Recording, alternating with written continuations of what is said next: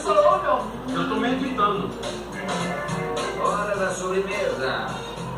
Olha aquela coisa gostosa da sobremesa. A coroa pascal, ovo de Páscoa. Gostaram?